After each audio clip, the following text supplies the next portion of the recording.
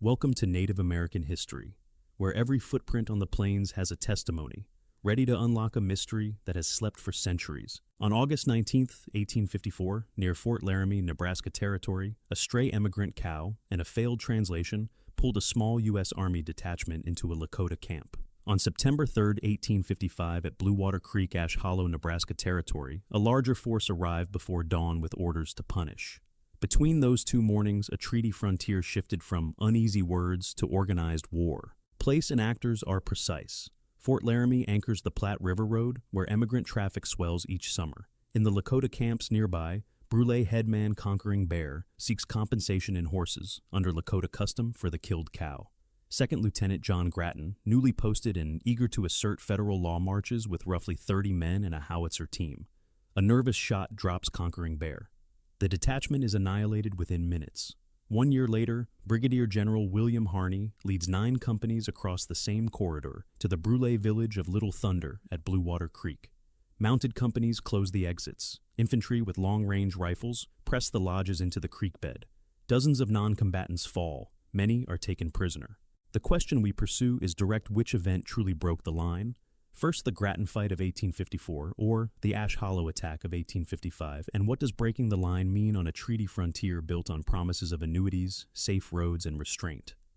This episode matters because the answer separates accident from policy. If Grattan marks the first breach, it is a field-level collapse of judgment and translation that makes wider war likely.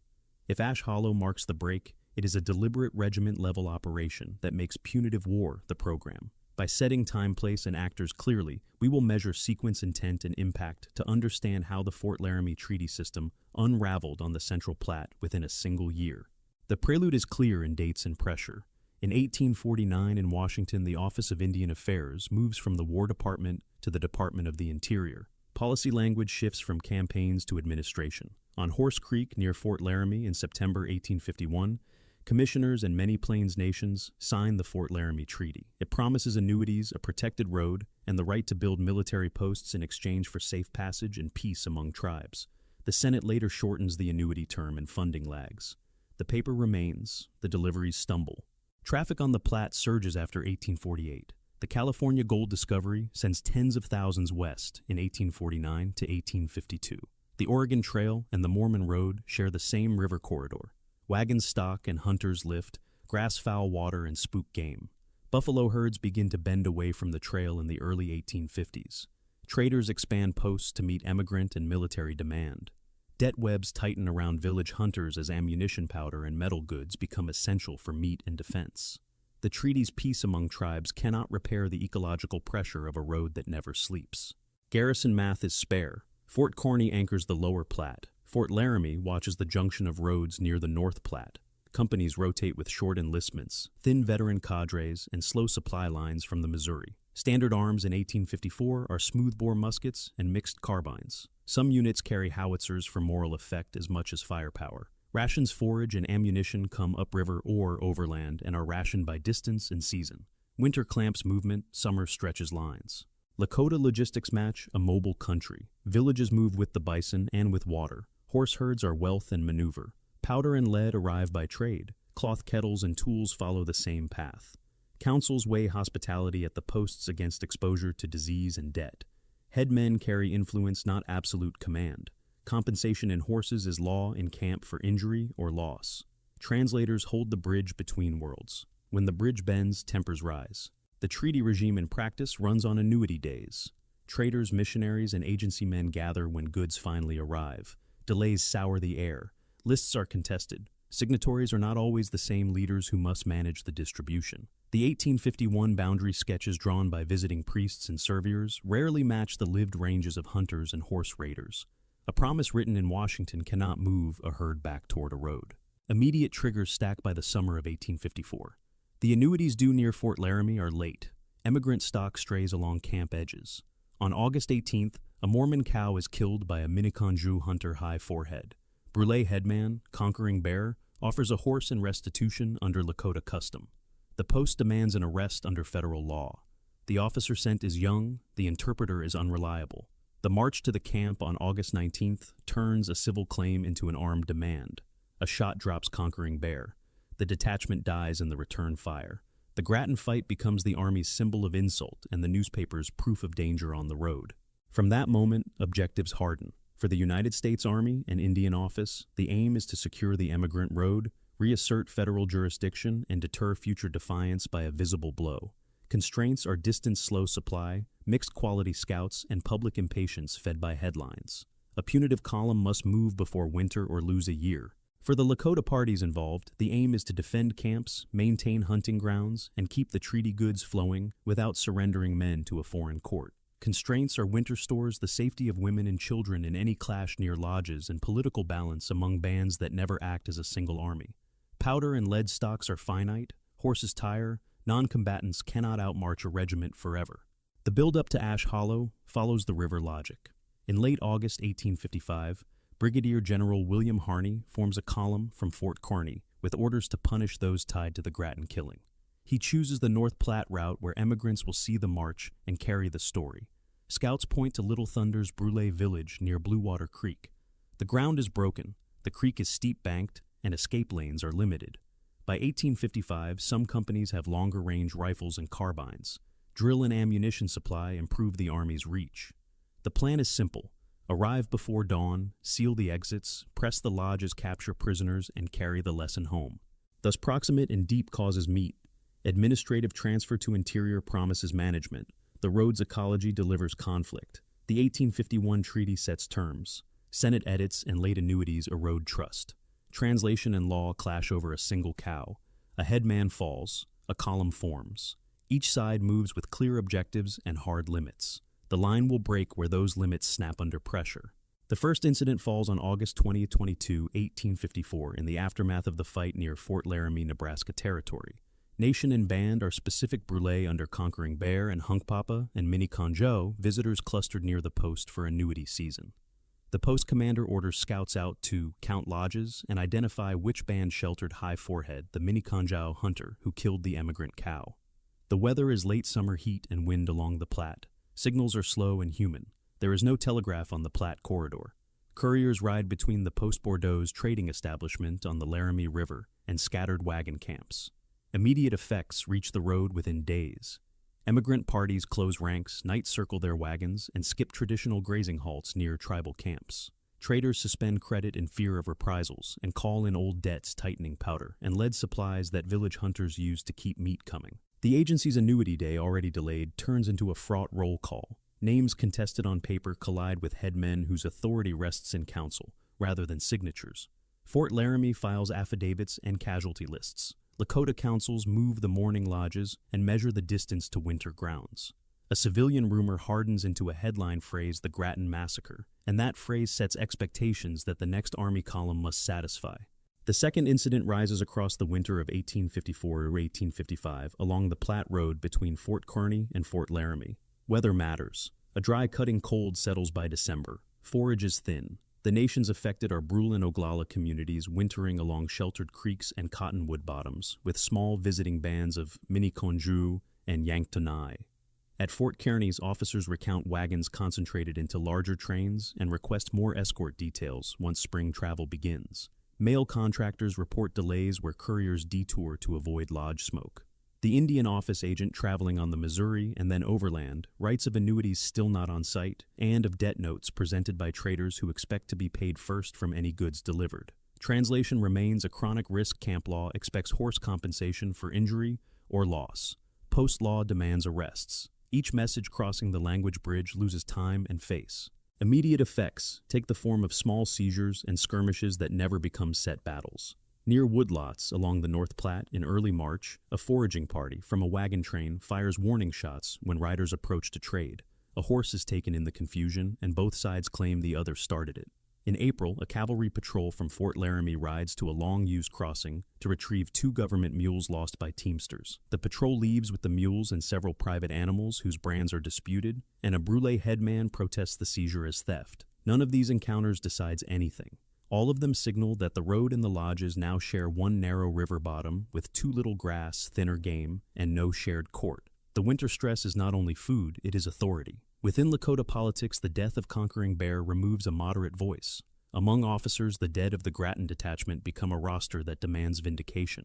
By May, scouts hired at both forts carry overlapping intelligence. Some bands avoid the road entirely. Others shadow it at a distance of 1 or 2 days' ride. A few young men test the nerve of small trains. Each courier's story inches the frontier away from treaty language and toward an operations mindset. The third incident runs in late August 1855 as a moving line of men and horses.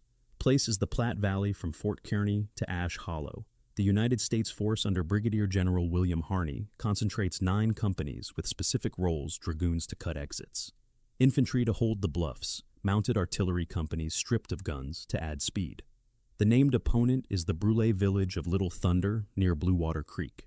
Season is late summer heat with unstable skies that threaten evening rain. Signals and delays are the skeleton of the march. Orders from departmental headquarters reached Fort Kearny by Missouri steamboat weeks earlier, then rode in a leather pouch to the Platte posts. On the ground, guides from earlier treaties and traders' trails move between camps, some trusted, some not. Harney sends couriers forward at dusk to pin the village's exact position. He receives them back before midnight with ranges in miles rather than chains, and he accepts that error to preserve tempo.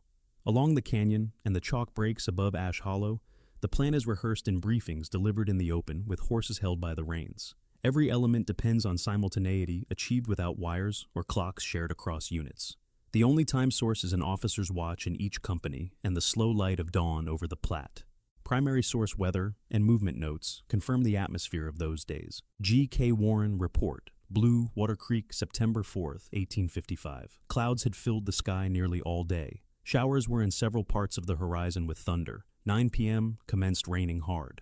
At first light on September 6th, the mounted loop moves out to seal the creek mouth. A courier misses the chosen cut by a ridge and must ride the long way around. The delay is measured in minutes that feel like miles.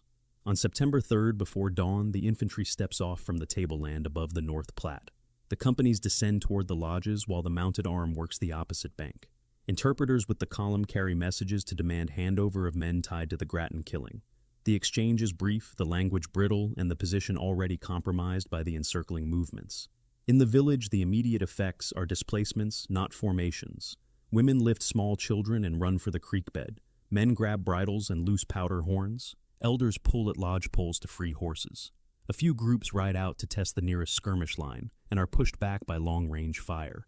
Once the exits are closed, the space collapses into a firing ground. Noncombatants become the most exposed because they are nearest the lodges, and the lodges are the first targets on a dawn entry. All 3 incidents mark a clear escalation chain. The first fixes a date and a death near Fort Laramie and replaces treaty compensation with the failed arrest of a single hunter. The second spreads strain across a winter of scarcity debt enforcement and nervous escorts along the road, turning every minor contact into a jurisdictional contest. The third brings a regiment-level plan forward along the Platte, with couriers, scouts, and interpreters as the only signals tying a night march to a dawn encirclement. The weather, the river corridor, and the narrow geometry of creek and bluff are not background. They are the tools by which order or panic travels. In this series, pressure grows from a camp dispute into column movement, from rumor into orders, and from scattered seizures into a single place where the lodges stand inside the angles of an army map. The line that was supposed to separate road and village now runs through the same draw. By the evening of September 3, 1855, the question of which break came first has become less important to the people at Blue Water Creek than the hard fact that the line has broken in 2 different ways and will not be mended by winter. The combat path begins with a small detachment and ends with a regiment moving on a set place. On August 19, 1854, near Fort Laramie, the United States side fields roughly 30 men under 2nd Lieutenant John Grattan, mixed infantry and artillery privates with a single howitzer team, and an interpreter who is not the traitor requested by camp leaders. The opposing side is not an organized field force, but a gathering of Brule families under Conquering Bear, with visiting Hunkpapa and Miniconjou. The terrain is open benchland broken by river channels and low rises. The lodges stand within walking distance of the post road. There are no written rules of engagement handed down for the day. The working expectation at the post is the arrest of the Miniconjou hunter who killed a Mormon emigrant's cow. Camp law offers horse compensation. The contact turns at the lodge line. Grattan's demand is refused. Voices rise over competing law. A nervous shot strikes Conquering Bear. Lakota men fire back from short range. The howitzer team does not stabilize in time to change the outcome. Casualties are one-sided. Grattan and most of his men are killed within minutes. Lakota's losses include Conquering Bear and several wounded. Immediate humanitarian effects are local and stark village mourning begins. Emigrant trains tighten formations. The post prepares statements for departmental files. The logistical stress that follows is less about ammunition than about authority. There is no mechanism both sides accept to convert a dead headman and a dead detachment into restitution. From that crash, a new path forms on paper before it forms on the trail. Through late 1854 and early 1855, the Department of the West issues instructions to make an example of those responsible for the Grattan killings and to secure the Platte Road. The scope is punitive and limited demands surrender of named men tied to the death of the detachment. If refused, strike the band that shelters them. The policy is not adjudication in a joint forum. It is enforcement by column. At posts along the Platte, the rule flows into procurement lists. Companies requisition extra cartridges, forage, and pack animals. Scouts are hired under short contracts. The march window is set by grass and water, late summer, before early autumn storms far enough from winter to allow a long approach and a slower return with prisoners. The order of battle for the Blue Water Campaign assembles at Fort Kearny in late August 1855. Brigadier General William Harney commands 9 companies, a mixed force of infantry and dragoons with some artillerymen mounted as extra troopers. Rifles and carbines include longer-range breech loaders in several companies.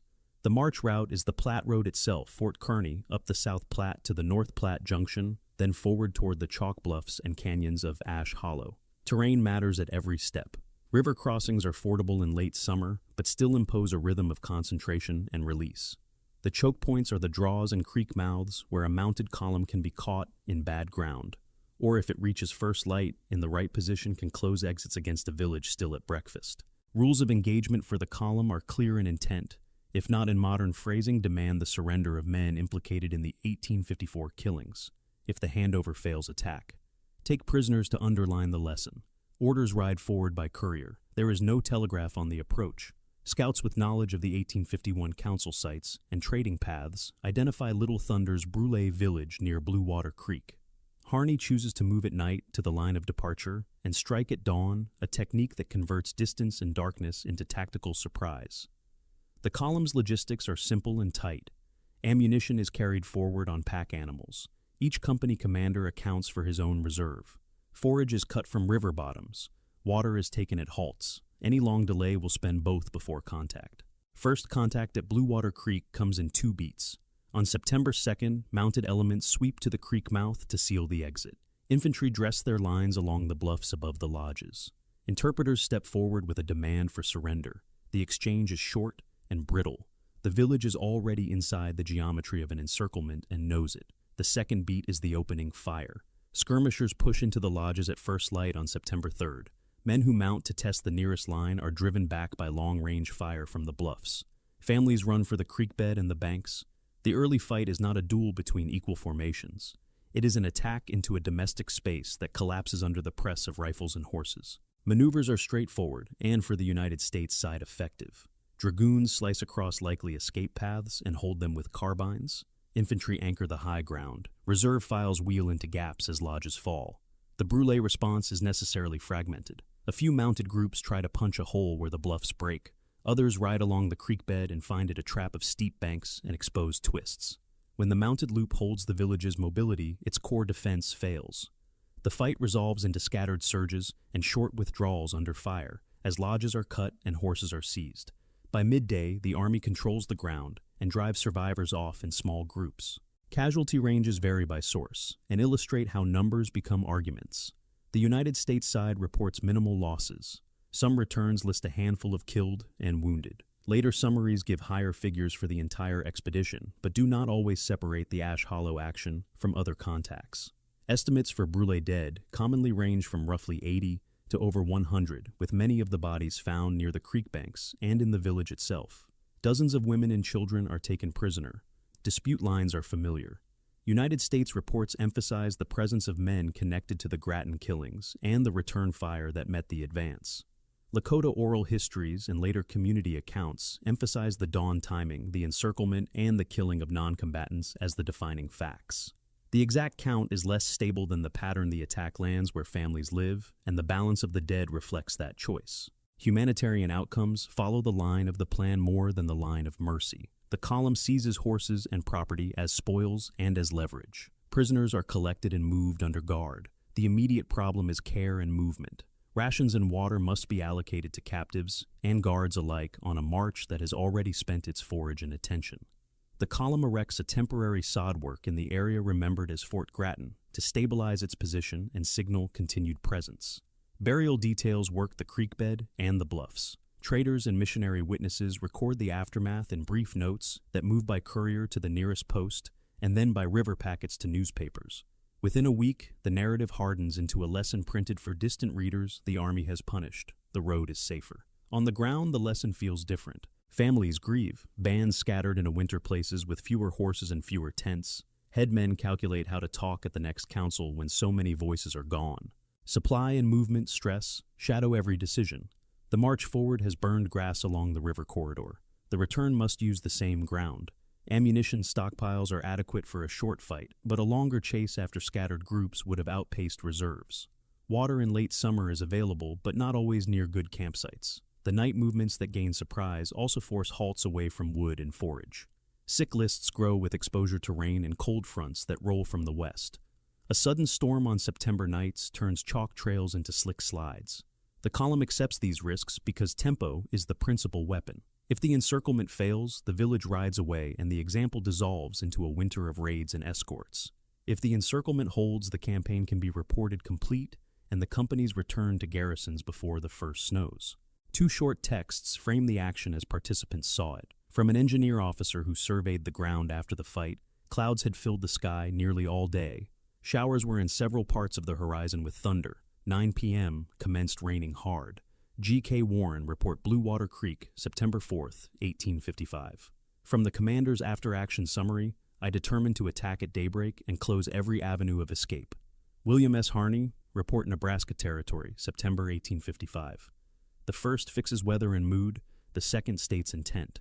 Together they describe a plan that relies on light and edges not on negotiation. Fact versus folklore disputes arise at 2 points and should be marked for viewers. The first is the 1854 trigger who fired the first shot, and whether the interpreter's conduct collapsed an otherwise workable restitution. Army papers stress the refusal to hand over the hunter. Lakota and trader recollections stress the bad translation and the first wound to conquering bear. The second is the 1855 casualty pattern, whether the high proportion of women and children among the dead and captured was a tragic byproduct of necessary pressure or an expected outcome of attacking a sleeping village at dawn inside constricted ground. Contemporary United States language often names the action a victory. Later scholars and Lakota memory name it a massacre. Where numbers vary, we present ranges. Where motives are asserted, we attribute them. By the close of the confrontation, the map tells the policy. A small detachment's death near Fort Laramie has been answered by a column that chose its ground, set its hour, and executed an encirclement against a village. Orders once written traveled by courier. The road itself served as the courier for the message to the public. The Platte corridor now holds a fort named for a dead lieutenant and a memory tied to a narrow creek. The treaty frontier, which in 1851 promised roads, forts, and annuities in return for safe passage, has been redrawn by a demonstration that safe passage will be made by arms if councils fail. The line has been broken twice, once by misjudgment at a lodge, once by design at Ash Hollow, and the second break teaches both sides what the next seasons will look like. At first light on September 3, 1855, at Blue Water Creek, Ash Hollow, Nebraska Territory, the turning point arrives as geometry rather than drama. Brigadier General William Harney's mounted companies hold the canyon mouth. Infantry lines occupy the bluffs. The village of Little Thunder stands inside a shrinking set of exits. The objective is explicit: compel the surrender of men tied to the Fort Laramie killings and deliver a deterrent lesson along the Platte Road. Constraints are simple and hard ammunition carried on pack animals for one sharp action, forage already thinned by the approach and weather rolling in from the west with rain and slick chalk that can ruin a pursuit. The opposing objective is survival. Brule families must pull children, elders, and horses into motion, faster than the ring closes. Powder and lead are finite. The creek bed offers cover, but also funnels movement. The broken bluffs promise concealment, but demand time the village does not have. The first volleys show the effect of range and position. Rifles from the high ground reach into the lodges and the banks. The mounted loop denies the broadest exits, forcing any attempt to ride out into narrow cuts where carbine fire can meet it. Initiative shifts in 1 hour. The camp's traditional defense mobility fails when the encirclement holds. A few mounted groups probe for gaps and fall back under fire. Others ride along the creek and find the banks too steep and the turns too exposed. The infantry advance is deliberate. Files wheel through fallen lodge poles and cut hobbles from seized horses. The stand breaks into fragments. By midday, the United States side controls the ground and directs the movement of survivors as prisoners rather than as a fighting force. The immediate effect is not a banner raised, but a map closed. Logistics shape choices on both sides. Company commanders check cartridge boxes with an eye to a single decisive contact, rather than a chase. Pack trains sit forward enough to feed the fight, but far enough to avoid panic if riders break loose. Water is near, but wood and graze are limited. Any long engagement would spend both before evening. In the village, powder horns and lead pouches move from lodge poles to belts in seconds, but these stocks cannot be replenished once the circle tightens. Families grab parfleches and children first, not shields. The result is a line of movement that any rider can overrun. Where the army's constraint is endurance beyond one day, the village's constraint is seconds before the exits disappear. Two facts make this a turning point, rather than another hard contact. First, the encirclement lands at dawn in domestic space. Casualties fall heavily on women and children, and dozens are taken prisoner. Second, the action is both tactical and didactic. The theater is the emigrant road. The story of a restored line of safe passage will ride east in newspapers within the week. In councils that winter, the absence of Conquering Bear's moderating voice is compounded by the deaths at Blue Water. The balance among Brule and Oglala leaders tilts toward grievance sustained across seasons, rather than accommodation renewed by Annuity Day. Counterfactuals belong to evidence, not wish. If the encirclement had slipped, if a courier had missed the cut by half an hour, and the mounted loop failed to close, the village would likely have ridden out into the breaks north of the Platte, and the column low on forage and carrying prisoners from any skirmish would have been forced to break off, or risk a winter pursuit it was not provisioned to make. If interpreters had been allowed to work through restitution before movements tightened, if a formal exchange had traded named men or horses under guarantee, some captives and many noncombatants might have been spared, but the structural goal of a public deterrent would have remained unmet, and the road would still have demanded a demonstration later in the season. An admission against interest clarifies intent more than any flourish. William S. Harney, Report, Nebraska Territory, September 1855. I determined to attack at daybreak and close every avenue of escape. The sentence is short and sufficient. It concedes premeditated encirclement at an hour when lodges are least prepared to move. It also explains the casualty pattern without argument. When avenues of escape are closed around a village, noncombatants are the first trapped. Human costs can be named. Conquering Bear died in the 1854 clash. His absence is a negative presence at Ash Hollow, where a steadier voice might have slowed panic in first contact. John Grattan's detachment died near Fort Laramie. Their roster becomes the roll call that justifies a regiment's march 1 year later.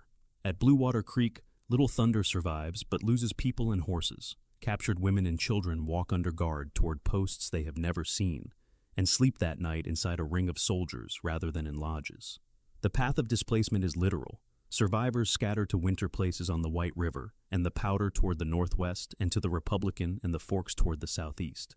Winter counts will remember more than numbers a year marked by a broken circle at dawn, horses taken, and a creek that traps rather than shields. Traders will mark the year by seized property and unpaid notes. Officers will mark it by a temporary sod work called Fort Grattan and by files of prisoners under escort. Fact against folklore is narrow here. Reports from the United States side record minimal losses and stress, that men implicated in the Fort Laramie killings were present and resisted. Lakota memory names the shape of the field. First the ring, the dawn, the creek, and the dead next. Numbers vary by source and should be presented as ranges. Motives assigned after the fact should be attributed rather than asserted. But the turning point does not depend on a disputed tally. It rests on what changed after the smoke.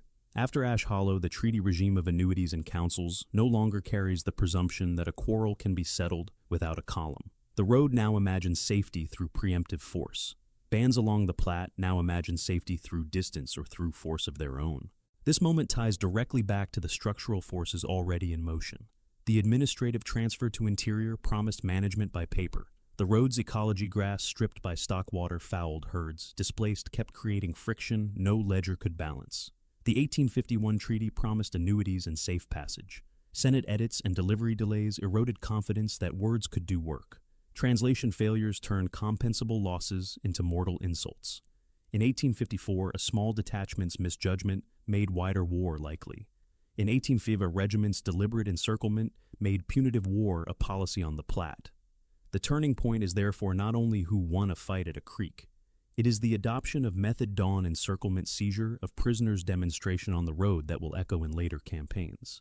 The line that was supposed to keep road and village apart is now a set of arrows on a map aimed at lodges.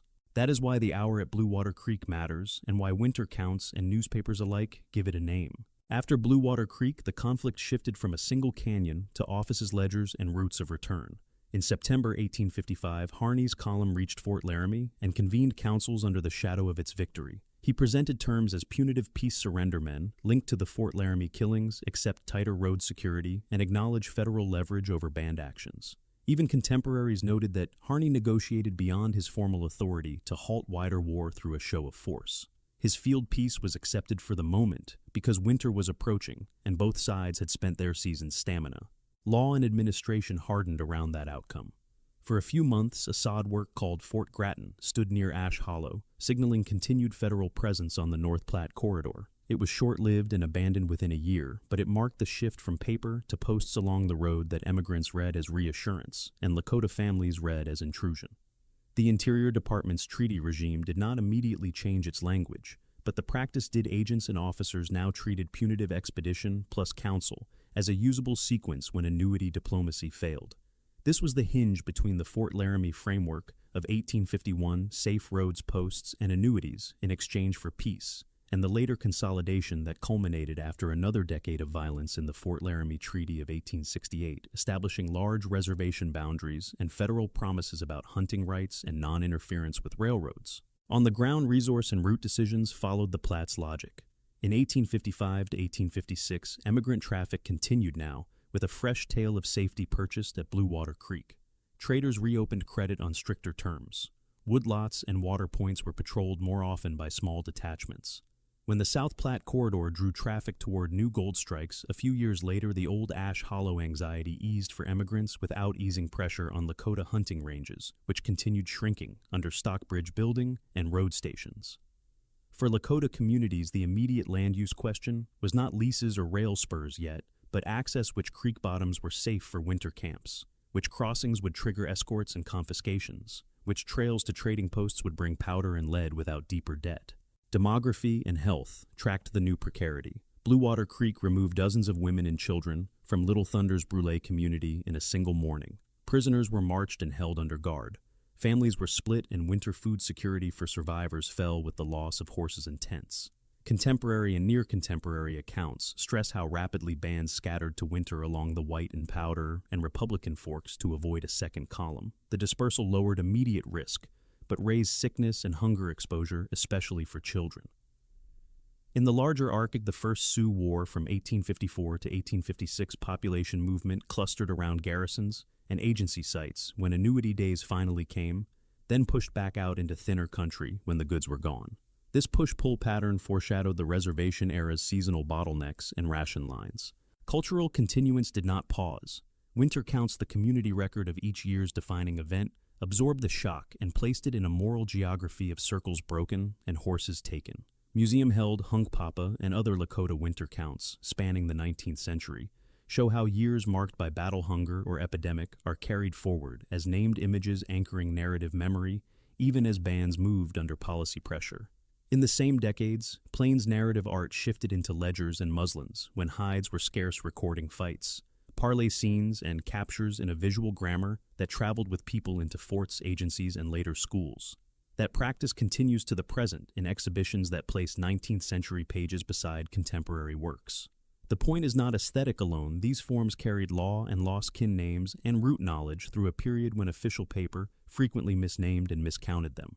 Administration after Blue Water also meant papers and offices. Agents compiled lists for annuity distribution in the wake of deaths and captures, tightening the link between compliance and goods. Traders pressed claims for property seized by the Army or lost in the chaos, seeking reimbursement out of annuity shipments. Headmen argued the opposite ledger, counting horses and lodges taken by troops and demanding compensation at councils. The absence of conquering bear killed in 1854 during the failed arrest attempt meant one less moderate voice in those lists and meetings, and the balance of influence within Brule politics shifted in the near term. The United States Army and the Department of the West filed their own returns. An expedition marched a village, punished a fort named for a dead lieutenant raised, and the road declared safer. Memory and commemoration continue to evolve. The Ash Hollow State Historical Park long centered emigrant narratives. Recent public history efforts have tried to restore Lakota perspectives and family names to the site, marking it explicitly as a massacre in programs, plaques, and community visits. In 25, national coverage again highlighted community work around the 170th year observance near Llewellyn, Nebraska, showing that the place remains a living text for Lakota families and Nebraskans alike. This is not mere symbol. The act of naming the event in public space shapes how schools teach the First Sioux War, how visitors encounter the park, and how descendants measure what was lost and what endures. Present-day continuance is anchored in people who name themselves Lakota. Sikangu Lakota communities are centered today in the Rosebud Sioux tribe in South Dakota, Oglala Lakota communities in the Pine Ridge Reservation, Hunkpapa, among others, in Standing Rock. The 20th and 21st centuries have brought cycles of litigation and legislation over hunting rights, land status, education, and the return of relatives from distant boarding schools, long arcs that trace back to the mid-century policy shift from council to enclosure and to the punitive peace pattern that followed. Public accounts of ceremonies repatriating children from government schools to the Rosebud Sioux tribe in 21 make that continuity visible while mourning and return meet in one procession. Narrative art and winter count teaching materials circulate in classrooms and museums, ensuring that a year once marked as Broken Circle at dawn is now taught with Lakota vocabulary and interpretive authority alongside federal and state archives. Synthesis brings us back to the structural forces identified in the buildup. The administrative transfer to interior promised management by ledger. The Platte's road economy kept eroding the ecological and political base of mobile hunting societies. The 1851 treaty promised annuities and safe passage. Senate edits and delivery failures shrank trust. Translation failed under stress in 1854. Encirclement became method in 1855. In the aftermath, policymakers read Blue Water Creek as proof that a punitive expedition could reset a corridor with fewer troops than a prolonged campaign. Agents learned to make annuity lists into levers. Emigrants learned to demand demonstrations when rumor said the road was unsafe. Lakota leaders learned and taught that the state's preferred forum was no longer the council fire, but the column, and that survival required new strategies: distance from roads, careful selection of wintering grounds, later legal action, and cultural preservation, work that outlasted forts. The continuance visible today in winter counts on cloth and ledger art, on museum walls and community centers and commemorations at Ash Hollow, and in family names spoken at councils carries both the memory of the broken line and the means by which a people kept their own line unbroken. Consensus is clear on the broad arc. First, the Grattan fight in August 1854 is the proximate spark, a mishandled civil claim, a failed translation, and the wounding of a headman inside his own camp that collapsed the treaty's promise of restitution into gunfire. Second, Blue Water Creek in September 1855 is the programmatic turn, a planned dawn encirclement that treated a village as the battlefield, killed heavily among noncombatants, seized prisoners, and advertised deterrence along the Platte Road. Third, together, they mark a policy shift from annuity diplomacy with episodic escorts to punitive expedition, plus council setting the method that would recur through the First Sioux War, the mid-60s Platte and Powder River campaigns, and into the treaty rewrites that culminated in 1868. What remains contested are the particulars that shape judgment.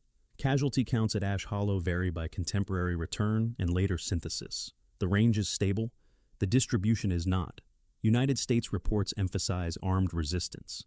Lakota accounts center the encirclement of families, and modern historians note the structural inevitability of civilian deaths when lodges are attacked at dawn in constricted ground. Responsibility at Fort Laramie in 1854 divides along the same Seam Army papers, stress refusal to surrender the hunter, traitor testimony, and Lakota memory stress as bad interpretation, and the first wound to conquering bear. Harney's remit is another debate. Some read his field piece and punitive blow as restoring road security within departmental intent. Others argue he exceeded both legal authority and moral bounds by making a demonstration on a domestic space. None of these disputes overturn the sequence. All of them influence how the events are named Battle Massacre or both. The enduring legacy is threefold. Doctrinally, the Platte Corridor learned a template night approach. Dawn closure of exits, seizure of horses and captives that commanders would reuse when councils failed. Administratively, agents and officers hardened a lever-pair annuity lists and arrests with visible force to compel compliance, a logic that foreshadowed reservation, concentration, and ration regimes. Culturally, Lakota communities carried the year into winter counts and later ledger art as a broken circle at dawn, sustaining names routes and kin accounts through the very paperwork that tried to reduce them to numbers. Public memory has moved slowly toward that parity. The same draws and chalk bluffs that once staged a demonstration now host programs that name the dead, teach the treaty context, and place family voices at the site. In the long view, Grattan 1854 made wider war likely. Blue Water 1855 made punitive war method an inflection that endures in memory because it shows how a promise on paper became a plan on the ground. In the end, a mishap became a precedent, then a method. Was there another path they missed at that moment? If you could change one order, what would it be? First, share below. Thank you for watching.